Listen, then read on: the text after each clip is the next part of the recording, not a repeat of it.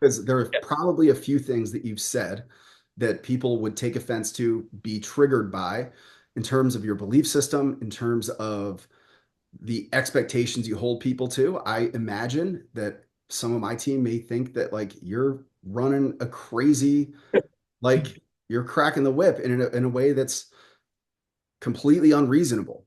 Yep. Challenge you if you are triggered, if you think this guy's an asshole, this guy, there's no way these people like there's probably some thoughts that are happening. Um, Bear with me. I think there's some things that Andy can shine a light on that will help.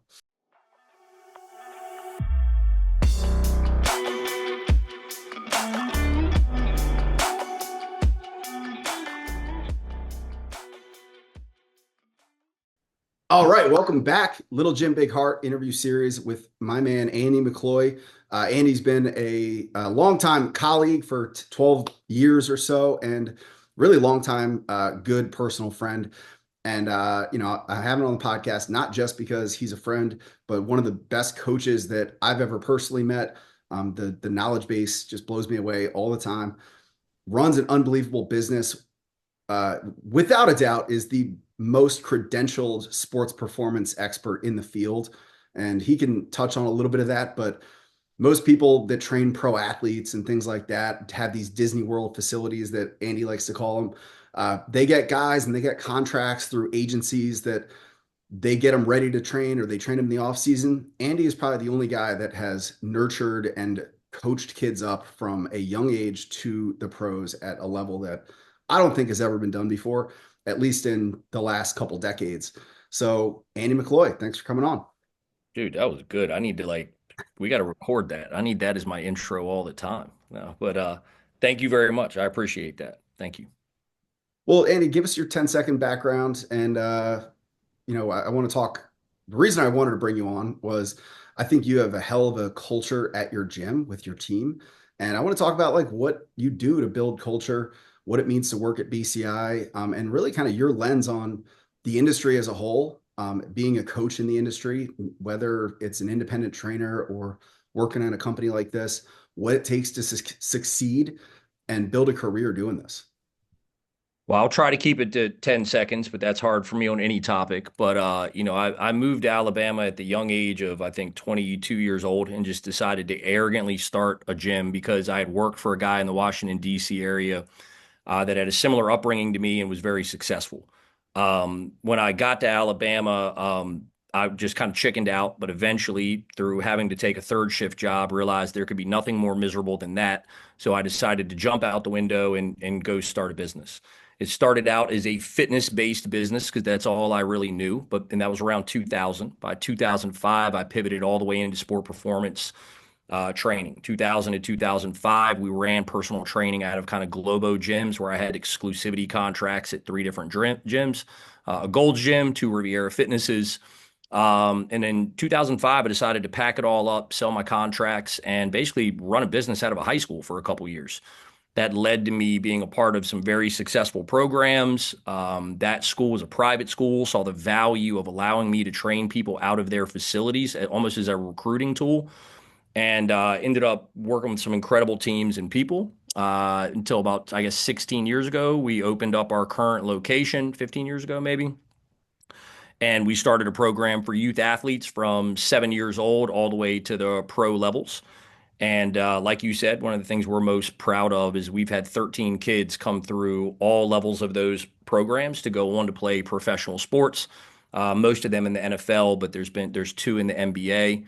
And a couple of those kids did not start at 7. They started around 10, 11, stuff like that. 13 kids have gone from youth performance, 7 to 10 years old, all Yep. the way to MLB, NBA, NFL. Yeah, primarily NFL and NBA. We've had a couple kids in like the AA, AAA, but I don't think we've had an MLB kid yet. And we have two kids this year that should get drafted into the NFL that did start with us at 8, 9 years old. So we got two more, and plenty on deck. I mean, we quit counting at like 278 Division I athletes Yeah. years ago. So I feel confident saying it's over 300 athletes that we've trained in the 20 plus years. And that's why when I say like there's nobody, I don't think in the history of privately run sports performance businesses that has developed pro athletes. Like, when you hear 13 pro athletes throughout the last 20 years, majority of the time, 90, every other gym is going to be, we got the stud high school player that was going to go D1 and we got him in our program and they would come train with us in the off season through college and then they went pro. So Yeah. that's unbelievable. And we talk a lot about this stuff, but it is 100% a speaks volumes about what you've been able to do in the culture of BCI and the mentorship that you've offered these kids. I mean, you shared some amazing stories that, you know, it's amazing. So that's a reason that I respect the hell out of you. And I think anybody in the industry should follow what you're doing because I think it's truly the best, period. That's awesome, man. I really appreciate that. And you know, I didn't get into this industry the way a lot of people did. I didn't go to school and get an internship and, jump into this. I think one of the things that me and you have always resonated on, and it's kind of the tagline of your gym, is like the heart involved in doing this. And I think that's kind of been the thing that's really worked is because I was such a knucklehead kid, I could see myself in some of these kids, and that relationship and rapport has made the training process even more valuable. So the two kids I was just no, I wasn't talking about them. Two guys that grew up in our program at the same time with their older brothers that started at like 9 years old were at the gym earlier today, and we were talking about how crazy it is that they were coming to workouts with their brother sitting in the corner as little kids. And now one of them is the starting tackle for the Winnipeg Jets in the Canadian League, and one is a defensive end for the Carolina Panthers right now in the NFL. And those kids started young. And like I remember specific things in both of their lives that were really challenging. And we got to talk about that. And I think that's one thing that a lot of people don't talk about that's a big part of our culture is the connection with the kids, like really connecting to them, their families, what's important to them, and providing some mentorship, not just show up and train because, I was a show up and train type of kid, even when I was in school, but I had no good mentors. So I was so distracted by a lot of things that probably derailed some opportunities for me. And we try to insert ourselves in that process so it doesn't happen to the kids we work with. And I'll be honest, a lot of people, a lot of coaches that we've worked with in my businesses that I just know they shy away from the depth of that connection, whether it's they don't think it's their place or they don't have much to offer or they don't feel they have much to offer. And I think that's a huge, huge mistake. I mean, we see on the adult fitness side, like the relationships that we've developed, the longest standing clients, the people that have had the most transformations are the ones that I wasn't afraid to go deep on and like really put myself out there to help them in any way possible. We train athletes. It's never been a huge part of our business, but when it was the absolute best was when Jeff Schumacher was running it, and he had kids that he mentored and like developed relationships with. I mean, he Yeah. had them come back. I mean, we have people that still come back through their adult age that would want to train with Jeff. So Yep. I think if you're listening to this as a coach, don't shy away from, going all in on these relationships that you can develop with youth, but also adults. Yeah, what you just said, we've got like 5 or 6 guys training at our gym now that are like 32, 33. They're like, I trained when they were like 10 to 17, and then they went off to play college ball and now they're in real estate or one of them's in acquisition and mergers. And they train at the gym. And it's really surreal to see that. And I would suggest it has less to do with how much I put on their squat or their deadlift. I think it has to do with how they feel in that gym. And there's a level of trust that they have built up there from a young developmental age. And I do think it's not talked about enough. Everybody talks about the X's and O's. And I got to be honest, I'm not so sure it matters as much as I once thought. And I'm as nerdy with this stuff as anybody. Yeah. But you can have the best program in the world, and if you can't get buy-in and connection from the athletes, the execution of it's going to be subpar. So I think the better rapport, the better relationship, the more they know you care, the better buy-in you get, the better results you get. And I do think that's challenging, especially for young men trying to work with young men and women. But it's certainly something you can develop over time if you lead with your heart. Yeah. We'll say it for the latter for the people in the back, because again, I Yeah. can't stress that enough. it's 100% what's made me successful, the relationships, and that brings us to a really good point on the topic that I really wanted to go in on, because you are one of one. I think I'm one of one for the things that I do and have done. How do you develop that as a team? Because you do a talk, and listen, Andy's been on a million podcasts. He's got a great mastermind group that's with Luca Hosevar, that they're doing some fucking awesome stuff in the industry. You just talked about transitioning from Andy's gym to BCI Sports Performance. How do you get your team? Like, let's talk about the realities of Yeah. team members and what it takes to make it in this industry, and leading a team in that capacity. I'm Yep. blown away by how locked in your team sounds. And why don't you talk about the structure of the team, and then how you got there, what your belief system is? Yeah. So I think all that's why we have such a good team is why I think we have athletes that train with us still in their 30s that started with as teenagers, because there is a level of care that happens with our team and staff that I find is a little more transactional. When I talk to a lot of other gyms and coaches, we have very like an unusually close team, and that has been intentional from the very beginning. I would think part of that probably was me making up for my inability to know how to actually manage people, but I know how to create relationships and connection with people. And I feel like I see the best in people, and I would remind them of those qualities. Well, walk me Um, through how many, give me the breakdown of size of your gym, number of coaches, and any other staff that you have right now. Yeah. So, all right. So we have a 5,000 square foot facility. We've got about 330 clients that train there, probably 55% athlete, 50 adult, or 45. That's that old education there. And so it's a pretty almost 50-50 split. We have three full-time coaches. We have two part-time coaches. We have two people on the administrative side, and then we have one person that manages profit first, like we were talking about before our call. So it's a team of eight, I believe, if I did my math Not correctly including there. yourself, right?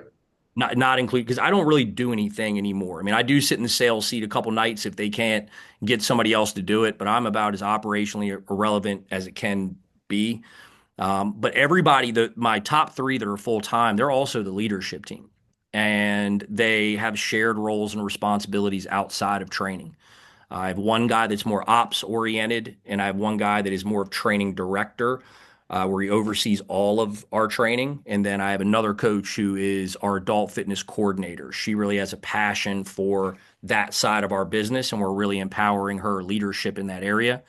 That staff, they're all on salary. They have health insurance. They've got a retirement match. It's a real job, and we're continuing to grow and build around this squad.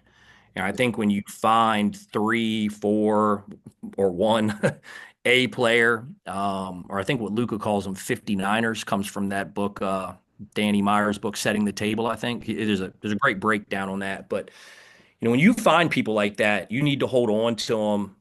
What's the term? Golden handcuffs, right? I want to provide the best type of job I can provide for them. And where I'm a little different than a lot of people, and I think even me and you have talked about this in the past, is that what's helped me a lot is I've had to learn how to do everything a little bit. And I want everybody on my team to do that. I think the next evolution of our org chart is that ops guy is like 98% ops, but he 2% of the clients he really loves and has worked with for forever. My training director, his hours will probably eventually be only about 15 hours of coaching, but he loves coaching. He's probably double that now. And on the adult fitness side, I see her, she's younger than the other guys. She is I hope my guys don't see this and think any less of my opinion of them, but Maddie is probably the closest to how I was when I was young. Like she's just like ate up with this stuff and like lives it at every level. And we're going to really empower her to have some leadership on the adult side, like she already does. So that's kind of the best way I could wrap all that up for you. Yeah. So walk through, like, what are the expectations of being a coach at BCI?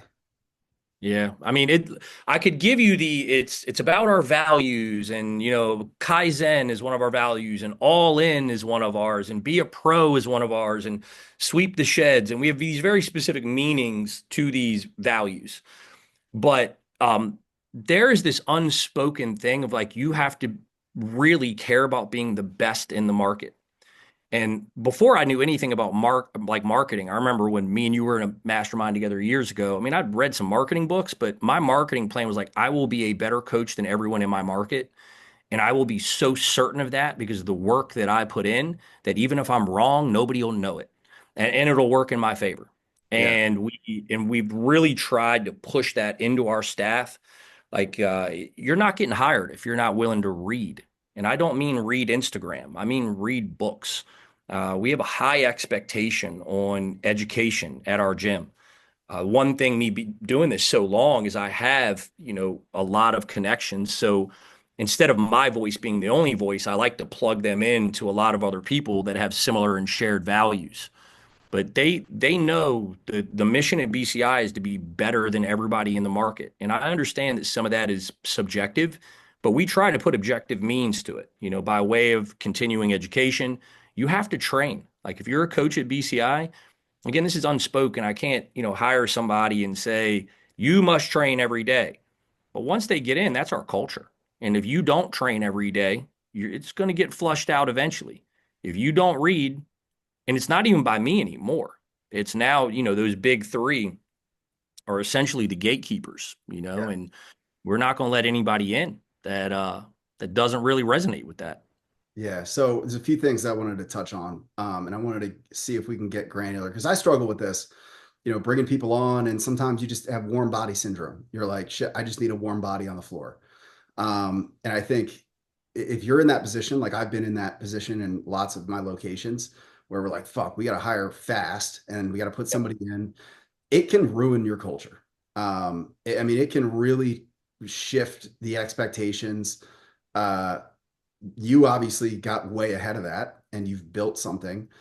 Um, what are the expectations like, whether they're written or unwritten for education? Like, let's go through education for training, for how you quantify being the best in the market and wanting to be the best. And it's funny, a little tangent before I let you dive in.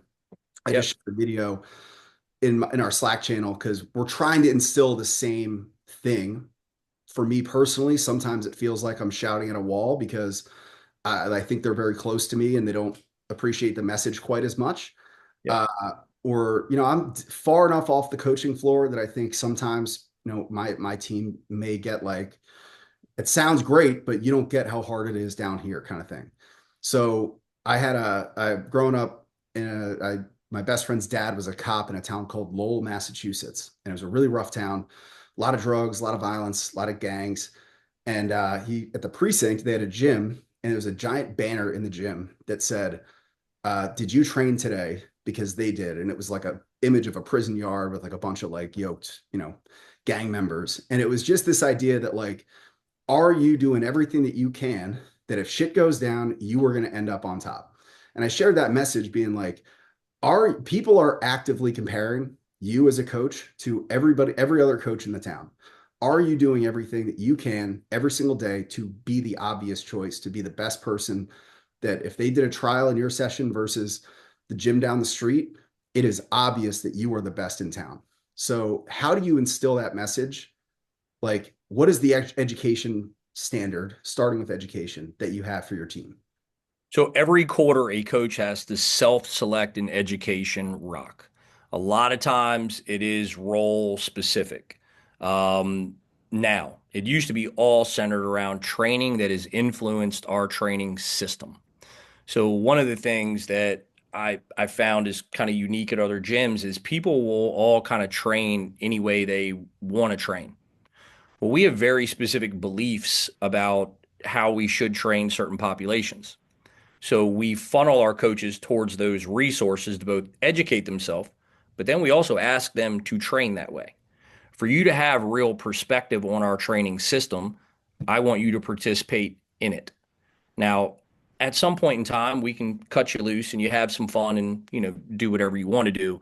But that's a big part of things initially. So it's not just education from reading books and taking courses. It's I want you to have a lived experience inside of our training program and our training system. Some of our coaches still in their off days will come in and take some of, like, we have a couple metabolic classes that we have every week. We have coaches that come and do that. But the rest of them, they use primarily our training template. And I think that's important because a lot of gyms, I don't think really know what they believe. They just kind of borrow from a lot of places. I think it's really hard to get a coach to buy all the way into your culture if they don't believe in the very thing that is your product. So that's always been my thing. And I do think one of the things that works for me is they know that I have a body of work of doing things in this way and it's worked. So when Yeah. I say, hey, look, I really think that you need a better understanding of energy systems.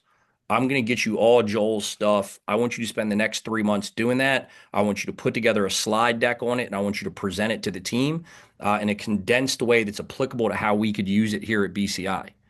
So that's one of the other things that we do is we start with the macro, like understanding what are the big pillars, and then we funnel it into like how does this relate to how we actually do things here. And that energy system conversation is it's very specific.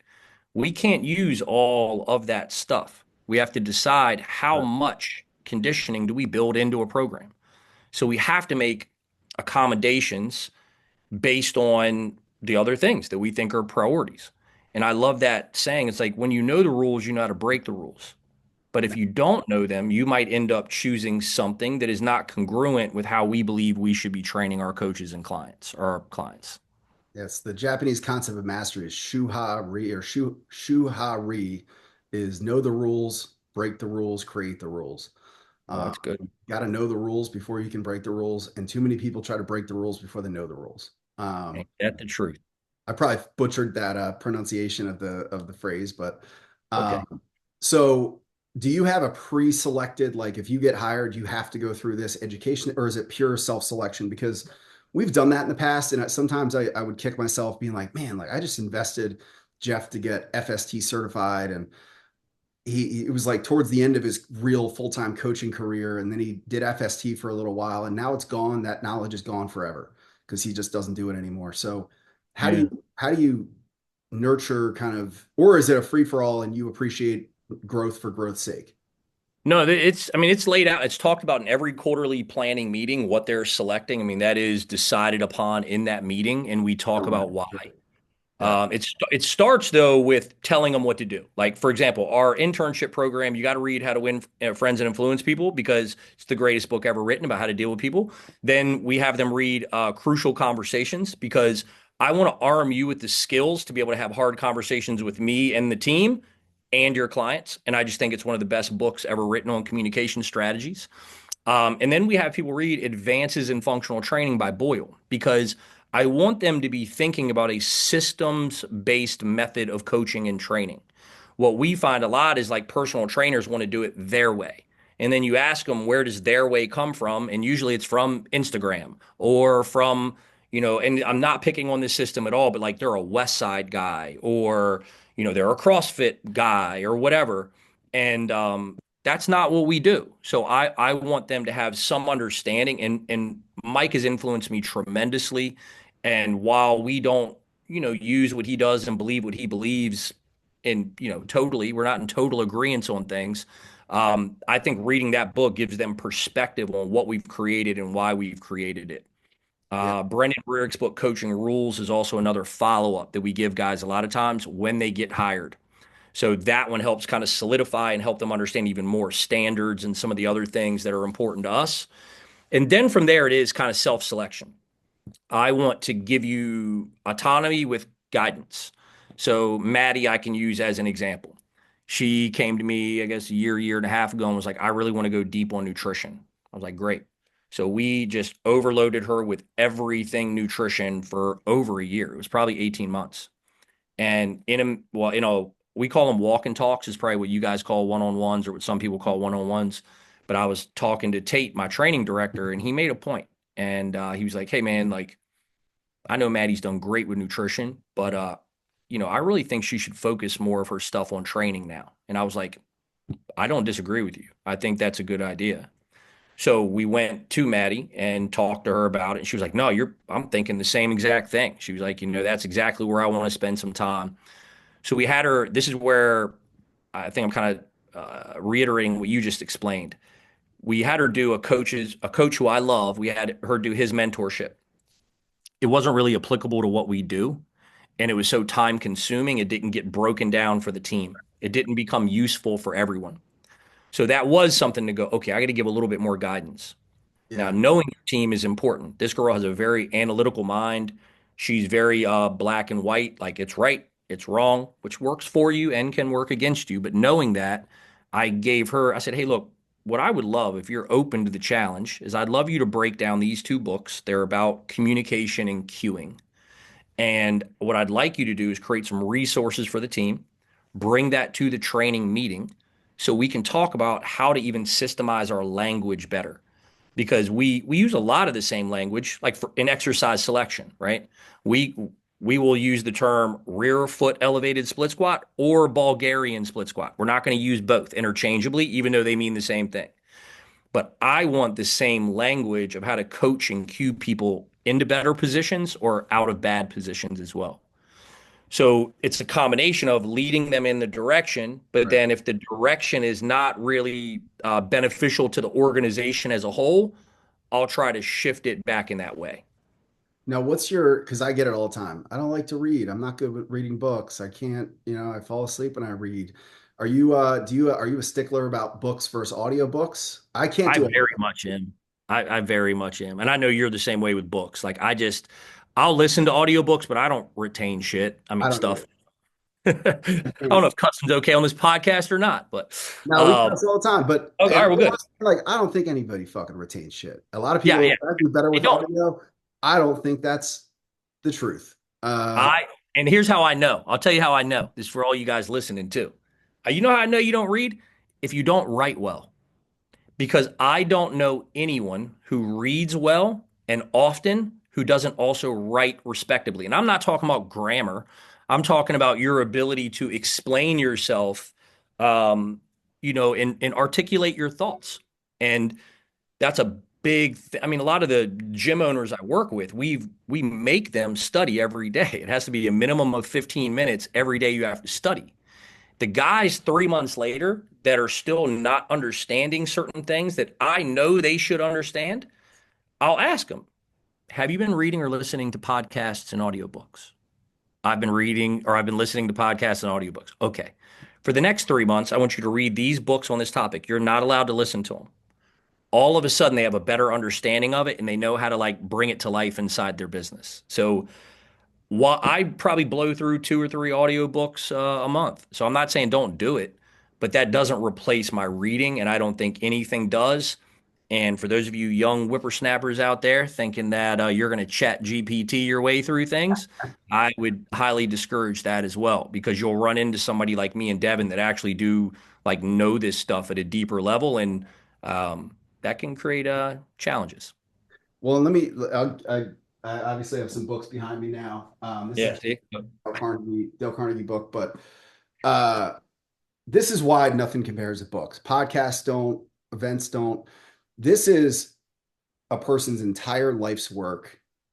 They spent thousands and thousands of hours refining and consolidating, 20, 30, 40, 50 years of their lives into a 300 page book that spent thousands of hours, went through multiple funnels of editors and, you know, refining it to be the perfect message. There is no medium in anything that will ever compare to that. There's no YouTube video. So I just think there's zero comparison to reading actual books as far as comprehension. I just don't think audio does it. I think It people are doesn't. lying to themselves when they say they are. Now, with that, and then I want to move on from education.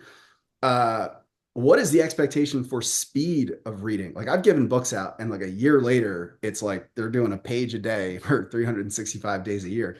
What's the like, at what point are you kind of like, yo, we gotta you got to finish this book. So this is again where I'm a little spoiled, right? Because when I tell my team to do something, I don't have to deal with a lot of that now. Now, I did in the past. And it wasn't so much about like read a. I'll give you something kind of objective in a minute, but it wasn't so much about like reading a certain amount of pages every day. It was setting aside a specific time every day to read. I think that was the bigger issue is that people didn't carve out time. And what I've shared is in the morning, I read 10 pages in a book. At lunch, when I'm sitting down around 11 a.m., I usually have a book with me as well, and I flip through another 10 pages, usually a different book.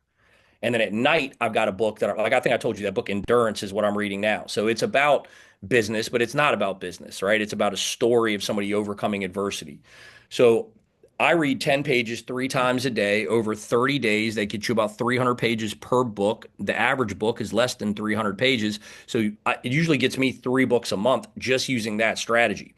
And I've shared that with people. It's that you need a specific time that you can commit to, and then a page count of 5 to 10 pages a day can get done in under 5 to 10 minutes. And I actually believe, like, I used to be able to go super deep and read for hours. I think I even shared with you recently. That's been a real struggle for me over the past couple years. And like everything, I'd like to blame it on social media. But I think our attention spans are dwindling. So being more intentional and having a smaller page count has a lot of value. And I'll give you a couple quick hit little tips. Number one, the page count, make it one page. If you're struggling to read, make it one Yep. page. It's like make the habit so small that it's impossible to make excuses why you can't do it right now. Because once you crack the book open and read one page, you will read more than one page. But Yep. if you set the bar too high, like I need to read a chapter a day, that's the fucking worst advice you could ever, that's the worst place you could ever possibly start. Because that could be 100 pages in some books. Um, Agreed. so start with one page, keep a book on you at all times. If you get bored easily, read multiple books at once. So I cycle through 10, 15 books at a time sometimes. Yep. And the second I get bored, I grab the next book, I pop it open, and now I'm back in another, another thing. Um, and yeah, I mean, speed reading as well is another thing. But that's great. What would you, I mean, we'll save this question for the end, but training wise, I know you've got Yep. a very strong belief system around the training that you do for clients, probably stronger than anybody that I've ever met, which I think is a great thing. But for your coaches, what's the expectation for them? As far as Just understanding maintaining and being a part of the team. from a training standpoint, do you mean their personal training or when they're training other people? Both. Let's go both. Okay. When we're talking about them training themselves, like I said, I really want them to be focused on using our system to solve whatever problem or goal that exists. That's what I really, really want them to do. Um, if we were to take this conversation into what it looks like with our different clients, our program for 7 to 11-year-olds and really all of our sport performance stuff is based around the science of long-term athletic development. Yep. Now, it's impossible to run a business completely in accordance with the research, okay? But our 7 to 11-year-old program is very much based around the development and fun, with an emphasis on fundamentals window of long-term athletic development. So you're looking at varied movement, a lot of play, obstacle courses, calisthenics, those type of things. That's what that program really looks like, with the occasional like speed drill that they might recognize, like using ladders in a warm up or as part of an obstacle course or something like that. Our next program is for 12 to 14-ish year olds. This is a combination of the learn to train and the train to train window of long-term athletic development. And anybody listening, if you just type those words in, you'll find all the nitty-gritty details. But at that age, it's a real introduction to strength training. It is primarily bilateral work because it's easier to execute bilateral work, with a heavy emphasis, though, still on speed and power production through sprinting. We do a lot of sprinting and we microdose sprinting every day with all of our populations other than adults. Those kids don't max, they don't do rep maxes, they certainly don't go to failure. There is a high emphasis on quality and technique and learning how to train. They're not really hormonally optimized at that age, so most of the adaptations you're creating are more neurological anyway.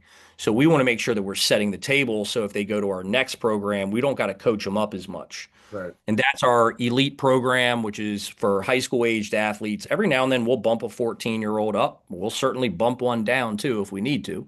And that program is a linear based periodization program centered around two blocks, one volume accumulation and one intensification that just roll over all the time. There is no realization phase for those of you that might be a little nerdy about periodization because we're not really peaking people. We have training rules around everything that we do. That way, we're kind of playing inside the bounds of what we think matters most. Um, and I think that's probably the simplest way I could explain Let it me without stop. Let me more stop you. contextual For questions. for Yeah. the listeners, I Yep. want you to note, I'm going to clip this because I want to share and note the clarity and conviction that Andy just explained his program. There was zero vague language or wishy-washy, like, well, sometimes we'll do this, sometimes we'll do this, or we kind of do this, we sort of feel like this. It is incredibly clear. So this is where I'll be honest, I've struggled with my programming in all of my locations where it's like, well, like we let them do this sometimes because this coach is good with this or this, this age group likes to do this, or sometimes we shake this up. You've got to find where you can plant your flag. And if you want the team to share that message, I would imagine that if I asked Tate, Maddie, can't remember the other guys, Chris, any Chris, of yeah. them to say, like, what is your training style? They would repeat very close word for word what you just said. And that is incredible. I mean, that's an incredible thing to be able to have for your business. That's certainly something that I'm going to clip that and share with my team. And if my Yeah. team is listening, that's what we need to get to, is where Yep. everybody knows exactly where we stand in our belief system, everything. No, I could not agree more. And I think that's the hardest thing for coaches and gym owners. Like if they're trying to get out of doing all the work and then hire coaches and trainers, if you don't really know what you believe as a whole, it's really hard to pass that down to qualified coaches. So the other option is you then start hiring people who are qualified and then they put their own imprint on things. I think that's a little sketchier, at least for me in my brain. But with that being said, I have set kind of the big parameters. This is what we believe in. But we punch holes in our training system, and I've told our coaches, like, hey, look, if you don't disagree with something, you're the one doing the work. I read this great book. Oh, of course, it just slipped my mind. It was a Delta Force commander that talked about the importance of dealing with the men on the ground. The men on the ground, they would have all this like awesome, satellite data and all this what's going on, but he said he never really made a decision about any changes until he talked to the men on the ground. And that stuck with me. So there are things that I am very convicted about, but I'm not the one doing the work anymore. So we've also created this environment where, like, hey, look, it's okay. Come punch holes in this. Tell me why we don't need this. Right. And my team knows that's okay. And I think fostering that type of conversation is really valuable. And it's something we want to do even more of. I sat in here with Tate and Verm on Tuesday in a meeting explaining I was just hanging out at the gym and I helped modify something for a lady. And I shared with them, I was like, guys, I don't know how to operationalize that. I don't know how to teach it. What I can tell you is that comes from like my global understanding of a lot of things and working with a lot of people. And when you do that long enough, you see things other people don't see. And as they get a better eye, they are making changes in our program. At least that's what I want them to do. We're not at that point yet. And I love that, man. And I think it says a lot about you as a leader. Some leadership books call it like inviting the dissenters and like mining for conflict. I'll be honest, I got very frustrated with some team members recently because there were processes that weren't being followed. And I kind of put it out there. I was like, guys, we all agreed this was the process that we wanted to follow. We sat here in a meeting, we did it. So somebody decided that they didn't want to follow it anymore. And that's fine. But it's not fine to do it without explaining why and basically kind of telling me I'm wrong. I invite you to tell me I'm wrong. And that's one thing that I don't get enough of. And I really, really actively try to work on inviting more of that to me because I know I'm not right about everything. I want a team that can call me out and is open to calling me out. And I say the same thing. Well, you have permission to call me out if I'm wrong or I'm seeing this wrong. Like you have permission to call me out, man. Like I'm okay with that. and as far as your team's own training, like going back to the education, but like what is expected of them to be doing? I mean, one of the things you said for me, when we talked offline once, everybody trains the BCI system because one, it's going to help their career. It's going to make them look more trustworthy. If you've got coaches that are going to Orange Theory on the weekends and members of CrossFit gyms, like Yep, there's going to be an erosion of trust from your membership when they're like, how come you 100%. didn't do it? So what's the Yeah. expectation there? Well, first of all, you're 100% dead on. And that's been a little confusing to me at times talking to, certain gyms is that they might have a coach that coaches at this gym, but they go and do Orange Theory or they go and do CrossFit. And it's like, well, if you don't run that gym and your members know that's what you do you think that that's really persuasive to get them to stay working with you? It's not. So my team does not follow our exact template every single day. So I want to be clear about that. They follow the principles and rules that we believe in. All right. The expectation is that you train every day, every day. Now, that does not mean you need to be clanging and banging. That might mean you need an intentional 20-minute walk with a rucksack on. So, like Verm's got a busy life like me and you. He's got kids, wife, the whole nine, and he works a lot, a lot. And there's days he ain't got it mentally or physically, but he knows I throw that 30, 40-pound vest on and I go walk the parking lot for 20, 30 minutes. I've done some good by myself. And he can listen to an audiobook or a podcast or talk to somebody. You can do a lot of things doing that. So the expectation is to do it every day. Saturday and Sunday mornings, I started something recently that I used to do way back when. I used to have my whole team work out with me every day.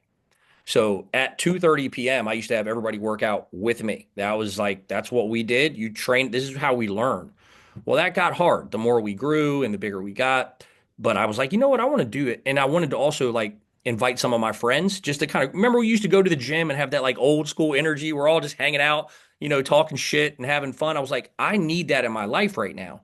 So I called up my friends and I called up my team and I said, hey, look, Saturday, Sunday morning, 7 a.m., I'm working out and I would love for you to join me. Yes, I know it's the weekend. Yes, I know you still probably got to wake up at 6 a.m., but that's what I'm going to do and I would love for you to do it. And Tate and Verm do come train with me on Saturday and Sunday mornings. Maddie has not joined us yet, only because it's turned into like a dudes club. And like as soon as we get done, she usually has her group coming in. So I don't think she wants to get all sweaty and messy and then have to coach those people. But that is one thing that we've done. And I think I mean, there's bonding capital in the training process. You train with people, you get to know them. And there's also, mentorship opportunities. Like, Verm has some back stuff going on that is very similar to some of his clients deal with.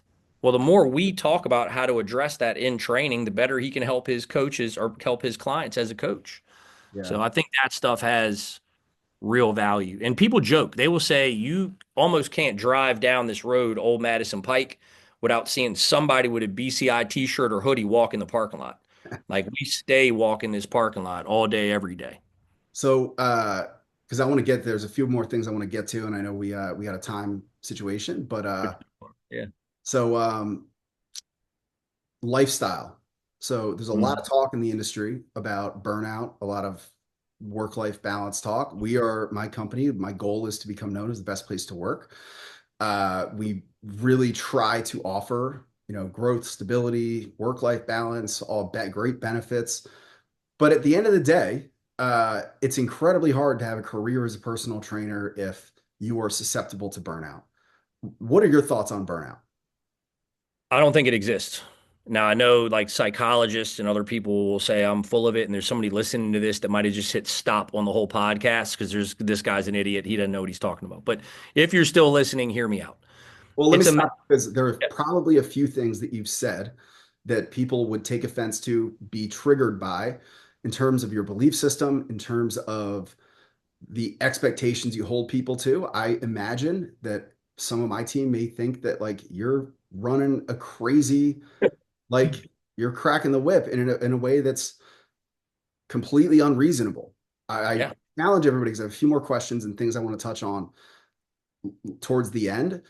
Yep. Challenge you if you are triggered, if you think this guy's an asshole, this guy, there's no way these people like, there's probably some thoughts that are happening. Um, Bear with me. I think there's some things that Andy can shine a light on that will help. Yeah, and I'll just tell you, I mean, ask my team. That's who you should ask. Don't take my word for it. I think they view it as us having high standards. We're all unified behind one mission, and they trust that I know what's required because I've been there. And you'll have to bring me back to the question because now I done forgot the damn question. Question is, what's your thought on burnout? You believe it doesn't Oh, exist? that's right. Yeah, I don't Why? believe in it. That's what it is. No, I think it's a mental frame, and I think it comes down to the mismanagement of other areas of life. I don't think balance really exists either. In order for things to be balanced, they have to weigh the same. You tell me somebody whose job weighs the same as their kid. It doesn't exist. So what matters is being fully present where your feet are. When you're at work, you focus on work. You don't keep dealing in your personal life and it's I'm here to work. But then when you get home, it's not time to work. It's time to be home and be present and connect with people. I think people burn out because of poor personal leadership. They don't sleep well, even though they tell their clients to. They don't eat well, even though they tell their clients to. They don't train well or consistently, or they choose a system of training that is so abusive to their body that they don't have the adaptive reserves to recover. Yeah. And I could go on and on and on. There are sacrifices that you and compromise that you have to make to be great at anything. I want people who work at BCI to want to be great. And that's the type of people I'm trying to attract. And if that means I end up with a very small team, I'm okay with that because I trust every single one of them. So I'll tell you, years ago, I had Mike Robertson come in right before I hired Maddie. And Mike, after doing his seminar, he opens up, he goes, "All right, anybody got any questions?" And Maddie goes, "Yeah, I hear a lot about burnout. And like, how do you keep from burning out?"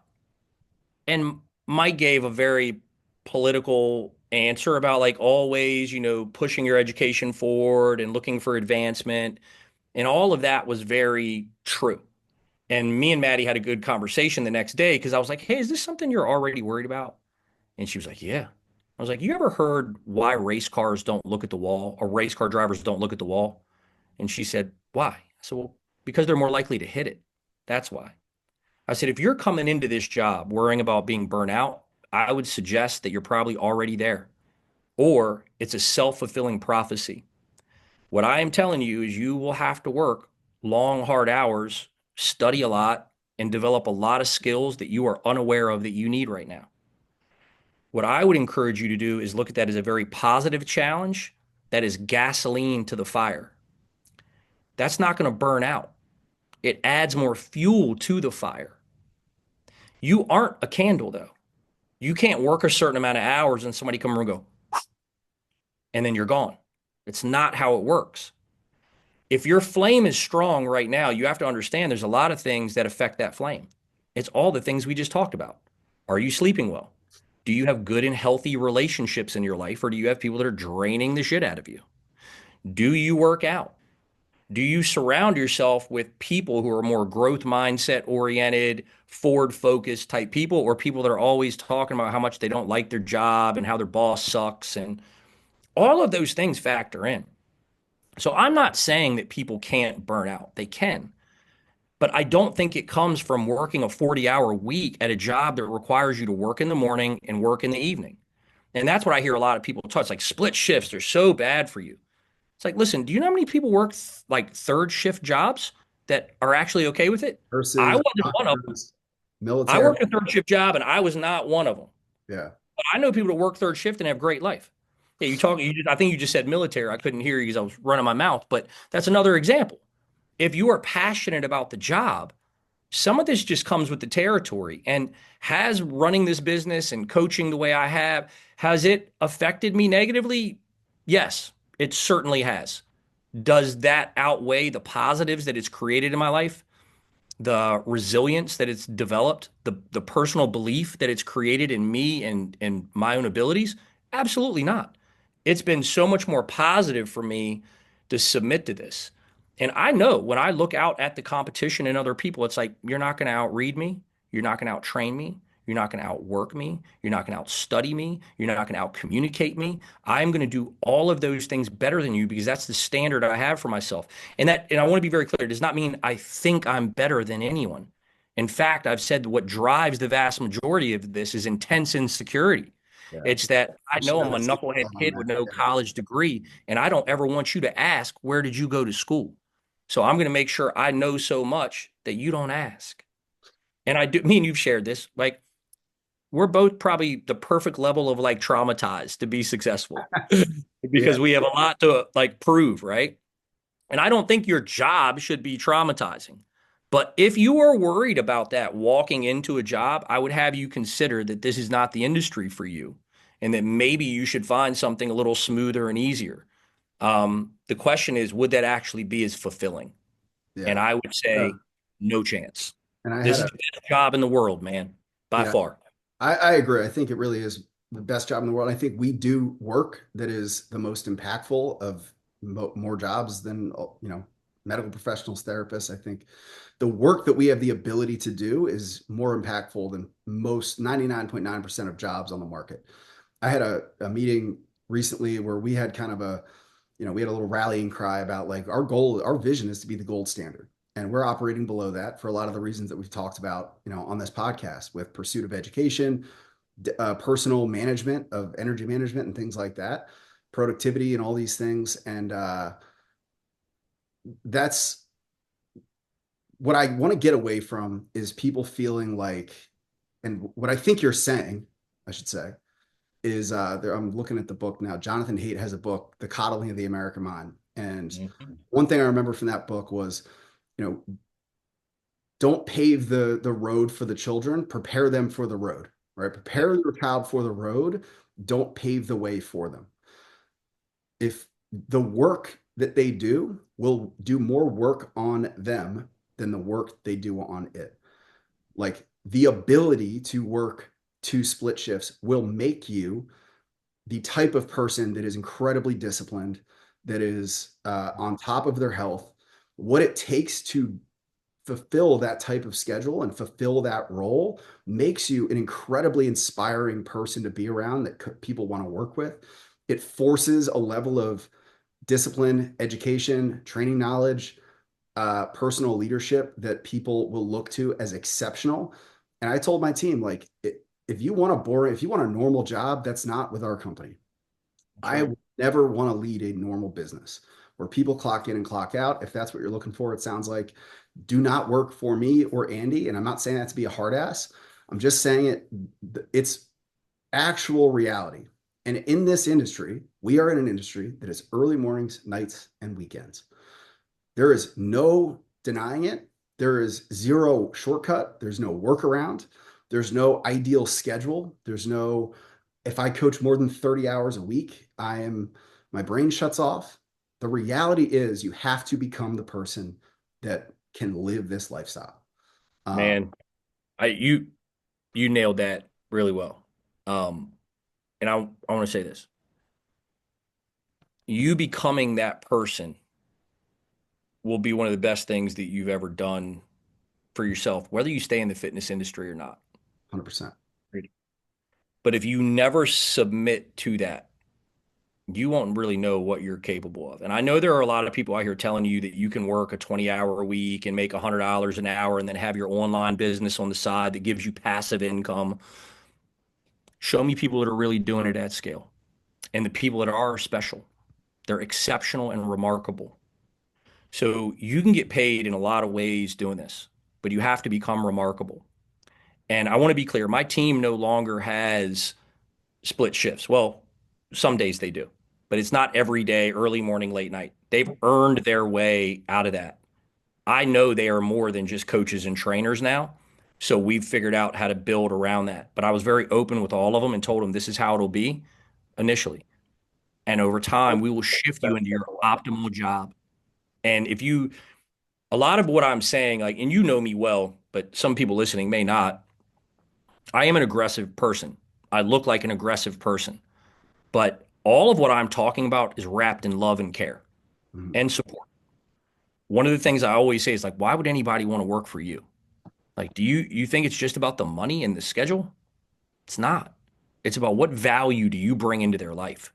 And that's one of the things that I've really focused on. That's easy to do with a small team. I don't have a team of 40 people, I got a small team. But there's a lot of love, care, and support that gets pushed into that. And working for me is not just about the job.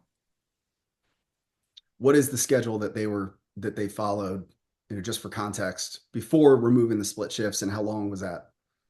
I couldn't tell you exactly, but I mean, every one of them worked, 5 a.m. to 9 or 10 a.m. And then they were off till 3 and probably worked till 7. But I mean, that's a lot of time during the day to take a nap, run your errand. Like I loved that schedule when I was a I trainer. did It's like, too. yeah, I loved it. Like everybody else is at work, I'm doing whatever I want to do, and I've never mind waking up early and Hours. hanging out with people and teaching people What is a what I full think. time coach? How many hours do they typically coach during the week? So Tate is probably at 30. Maddie is right around 30. And Vermilia is probably around 25 right now. I don't even look at the time cards anymore. I mean, they do. But that's kind of the last time That's I new. checked. That's new Um, because you just brought on a new part-time person, but I think a lot of your coaches were rocking at 40 hours of coaching a oh week. yeah, yeah. I mean, dude, there I can show you time cards and I probably talked to you about it. Like I'm looking at the time cards and I'm like, oof, that was a 52-hour week by Tate. Yeah, and But that's coaching because we've had over the years, like people will kind of submit. They're like, "I'm working 15-hour days." Like, what? no, Like, you're what does that mean? I mean, you coached at listen, man. 5:30 and then you were here till. I'm going to start interviewing my guys on this stuff too, just so they don't think I'm making it up. But like, dude, I'm telling you, there's been times where like we were having roof leaks at the gym, and I got a guy that I'm not asking to showing up at the gym at 3:30 in the morning just to make sure that anything that needs to be taken care of is good before the clients walk in. Like, I didn't tell him to do that. He didn't put an extra hour on his time card for that. It just that was the standard and the right person, right? Like the Yeah. right people. And I think so. The last thing is you teach these people how to live that life. You have the core four, uh, Yep. which I don't know if you still follow that to the same level. Yep. Um, I would love to share that. When we did that as a team a long time ago, I'd love to bring that back. But you hold them to a high standard for the way they go about their lives. I've been talking a lot more lately about things like task residue, time blocking, deep work. What's the expectation for like helping them work through that, and what type of productivity systems they follow? Like core four and what we now call tribe five is what we call it now. Tribe five stands for training, relationships, intentional practice, business, and ethos. We give them two slight edge habits in each of those categories that I used to just like spoon feed them, but now they kind of self select them. They get 1 point if they did both habits. They get no points if they only did one habit. And there's a weekly score of 35 that they have to adhere to. I am not big on checking on those numbers every week with my team. With some of the business owners I work with, I am. But it's just kind of ingrained into us. So that is one thing right there. And it's this idea of kind of what I explained before is a lot of issues with energy at work have nothing to do with work. It's easy to blame it on work. It's mismanagement of those other areas. Right. So if somebody's training, working on their relationships, have intentional practices outside of the business or inside the business that allow them to grow, they're focusing on business so they have an opportunity to grow, and then ethos, they have something that they believe in bigger than themselves. A lot of times that solves a lot of these burnout problems in my experience. But we also teach them how to do the big five, which is a personal productivity system that I've pulled from a lot of different places of how to select the most important work and how to schedule it into shallow work and deep work blocks. That way they are maintaining energy and focus relative to the task that has to get done. Yeah, and So again, I want to emphasize for anybody listening, none of this is like the reality is that the only way that you will make it in this industry is to follow these things. There's no Right. shortcut unless you are an autistic savant with like that type of thing, like Yep. personal I get it. complete task completion.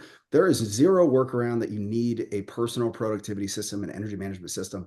Now, you mentioned training styles that wreak havoc on your nervous system and ability to Yep. recover. I imagine you're talking about bodybuilding, powerlifting, maybe. But what are the kind of red flags if a coach starts training wise? Yep. And in fairness, I got to walk out of here in a couple minutes, so I'm gonna make this concise for you. Um, I don't think a lot of trainers actually understand the nervous system. The nervous system regulates everything. Okay. The methods and means that you choose will have an impact on mood, energy, and every other aspect of your life. A, a coach that has to work long, hard hours with a lot of different people, they need to take that into account when they're planning out their training. If you are bodybuilding, that is a brutal thing to do. If you are powerlifting, that is a brutal thing to do. If you are doing CrossFit, that is a brutal thing to do. If you're doing a primarily high intensity type of program, that is a brutal thing to do.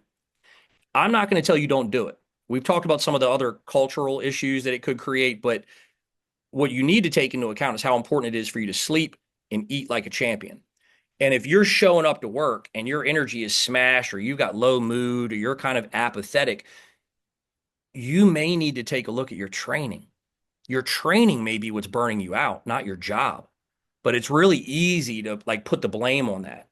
And there's been business owners I've worked with that have been very competitive athletes, and I've had to have the same conversation with them. It's like it's really hard to be an elite business owner and an elite athlete at the same time. You need to choose. And what's bananas is there are people that understand this, but they still have such a heavy bias towards training hard. They struggle to change things. Part of their identity is built around that. And while I respect that, that can leave you in a tough place trying to do a very hard job. Yeah, and I want to get one more question in, but the thing Yep. to consider is like we do knowledge work. So we're in the knowledge work industry where it's very predicated on our presence and our ability to problem solve and communicate effectively. That shit just torches your executive functioning. Your nervous 100%. system's fried. If you don't have the exact perfect diet, you don't have glycogen stores, your brain is just starving. You're going to resort to more primitive thinking. You're going to have a short fuse. Your hormones are going to be all fucked up. Your memory's not going to be good. You're not going to be focused. You're going to be on edge. We've seen it in a lot of different areas in my business, and it's always a shame. The personal training graveyards are filled with coaches that can't get out of their own way when it comes to their training and personal schedules. Now, the last thing I want to ask you, and I know you got to go, what would you say to anybody that says like, man, you're a hard ass, or that's a completely unrealistic expectation? And what would you say to somebody that maybe was a manager or leading a team, maybe not even an entrepreneur, business owner, that wants to build a team around them like this? How would you inspire them to raise themselves up as a leader and hold the line? I would say what I am explaining to you is the clarity of the type of person that I want to work inside my organization. There's nothing hard ass about it. We make a mutual agreement on whether somebody wants to work with us or not.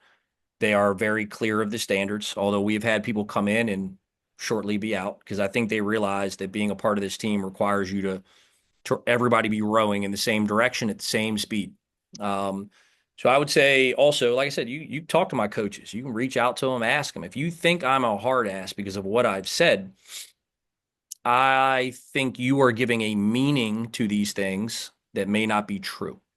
It's And probably how examine what inside of you that plugs is in. creating that meaning? Exactly. There's a deeper answer there.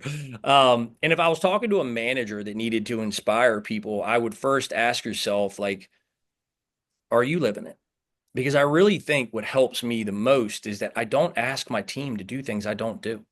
And I admit very openly the things I struggle with. But I have a lot of evidence that what I've shared with you today has been beneficial, not only in my own life and business, but in quite a few others that I know well. That many people who think this might be more of a hard ass approach, they respect those people a lot and they look up to those people a lot. And they have very similar beliefs that I do. they're just a little bit more political with how they let them out. And I just don't know how to do that. I'm gonna be me, full send, and let the chips go. Well, we love you, Andy. I know you got to get out of here, pick your I'll be daughter up back. from the pickup line. Yep. Appreciate you. If anybody wants to reach out, you built to last, like, give them a shout out. Hit me up on the Instagram, Andy McCloy underscore BCI. I think that's my Oh, Instagram. sometimes he needs to figure out how to work his computer. So, Yep. Yep. Yep. Don't expect I'm a low tech guy. So all right, man. Thank you so much. there we Talk go. to you soon. Yep. Take care.